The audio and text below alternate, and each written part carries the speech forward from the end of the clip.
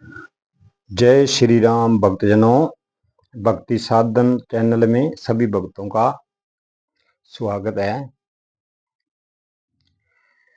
भक्तजनों, भगवान श्री राम पार ब्रह्म हैं, उनका कोई अंत नहीं है।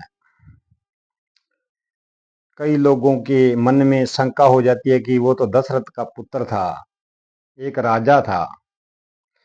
क्या भगवान राजा नहीं बन सकते? भक्तजनों, भगवान राजा 3 लोग 14 भवन के राजा बन सकते हैं, तो पृथ्वी के एक छोटे से राजा क्यों नहीं बन सकते? भक्तजनों,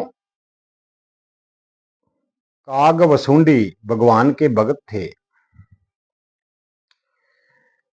वो 27 कल्प से राम कथा करते हैं नीलगिरी पर्वत पर। और एक दिन क्या हुआ, अयोध्या के अंदर जब कागभसूंडी जी बाल रूप के भगवान के दर्शन करने गए, तो जाकर देखा तो भगवान श्री रामचंद्र शत्रुघ्न भरत और लक्ष्मण के साथ खेल खेल रहे थे। जब खेल खेल रहे थे तो कागभसूंडी उनके खेल का आनंद ले रहे थे। भक्तजनों, भगवान श्री रामचंद्र के हाथ में कुछ मिठाई का टुकड़ा था।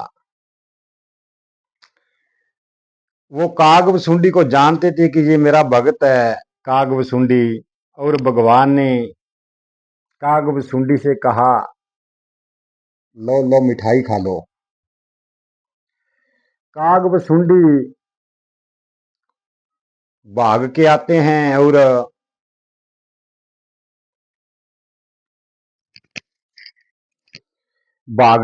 हैं और भगवान श्री रामचंद्र मिठान को वापस कर लेते हैं। कागभसूंडी जी फिर वापस गए, भगवान ने फिर कहा, ले खाओ खाओ। बार बार भगवान कागभसूंडी के साथ खेल करने लग पड़ते हैं। कागभसूंडी ने सोचा, ये कैसा भगवान है, ये तो भगवान नहीं हो सकता। भगवान तो अपने भक्तों के साथ कभी ऐसा कर ही नहीं सकता। मन में भरम उठ पड़ा। मन में सोचने लगा कि ये तो प्रभु पार ब्रह्म परमेश्वर नहीं हो सकते। मन में जब विचार आया तो वहां से भागना शुरू कर दिया। जब भागना शुरू कर दिया, रास्ते के अंदर उसे नारद मुनि मिलते हैं और नारद मुनि को सभी बात बताते हैं।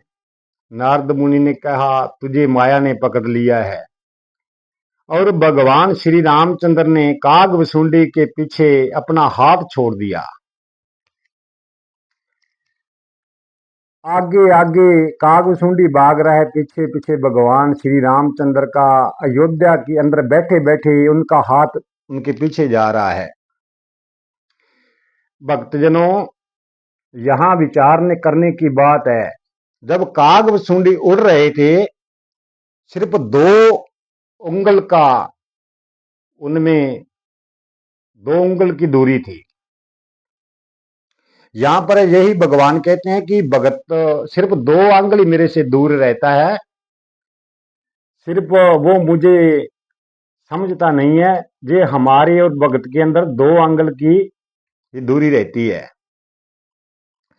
भक्तजनों, कागभसूंडी 3 लोग 14 भवन घूमे, भगवान का हाथ पीछे पीछे चलता रहा। जब कागभसूंडी को ये पता लगा कि प्रभु का हाथ तो पीछे पीछे आ रहा है, फिर वो योद्धा की ओर लौटे और भगवान श्री राम ने मुख खोला अपना और मुख के अंदर चले गए कागभसूंडी जी।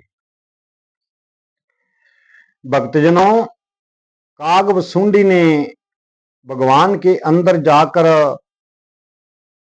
जब देखा, यहां विचार करने योग्य बात है भक्तजनों, कागभसूंडी को 100 कल्प बीत गए भगवान श्री रामचंद्र के पेट के अंदर। जब इतना समय बीत गया तो कागभुसुंडी किनारा ढूंढने लगा। अंदर ही अंदर किनारा ढूंढता रहा, 100 कल्प तक इधर उधर भागता रहा, किनारा कहीं नहीं मिला। मन ही मन प्रभु का जाप करने लगा, हे प्रभु 100 कल्प बीत गए, अब तो बाहर निकाल दो। जब प्रभु को दया आई और उसने बाहर निकाला प्रभु ने, तो समय देखा सिर्फ 24 मिनट हुए थे। प्रभु की शरण में पड़ जाते हैं कागभुसुंडी जी और क्षमा मांगते हैं, हे प्रभु आप तो पार ब्रह्म से भी पार ब्रह्म हैं, आपका ना अंत है, आप तो देवों के देव और परे देवों के देव हो। वहां पर कागभुसुंडी भगवान की वंदना करता है और ये मन मन विचार करता है कि मैंने भगवान के बारे में शंका गलत की। भगवान श्री रामचंद्र दया करके कागभुसुंडी को कहते हैं कि वर मांगो, पर कागभुसुंडी ने वर नहीं मांगा। कहा प्रभु आपने मुझे दर्शन दे दिया, इससे बड़ा वर क्या होगा। मुझे अपना सभी लोग वो स्वरूप दिखाया जो आज तक विरले योगी को भाग्य में होता है। और कागभुसुंडी को कहा भगवान श्री राम ने नहीं वरदान मांगो। कागभुसुंडी जी कहते हैं प्रभु अपनी इच्छा से वरदान दो। तो प्रभु ने वरदान दिया, जाओ तपस्वी हो, योगी हो, भगत हो। इतना वरदान देके भगवान ने कागभुसुंडी को कहा जाकर राम नाम का स्मरण जाप करो, और कागभुसुंडी वहां से चले जाते हैं। भक्तजनों, हमें भी कागभुसुंडी की तरह भक्ति करनी चाहिए। कभी मन के अंदर शंका नहीं करनी चाहिए कि भगवान कृष्ण पार ब्रह्म नहीं है, जहाँ भगवान श्री रामचंद्र पार ब्रह्म नहीं है। वो तो एक मनुष्य में आकर लीला कर रहे थे। भगवान पार ब्रह्म अनंत और उससे परे हैं।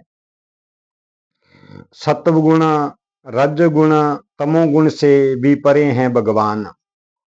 हे भक्तजनों, आज की वीडियो हम यहीं समाप्त करते हैं। जय श्री राम, जय श्री राम। जीवन रहा तो कल की वीडियो में फिर मिलते हैं। भक्तजनों, सब्सक्राइब करें और शेयर करें, हर भक्त को इस वीडियो का लाभ मिल सके। जय श्री राम।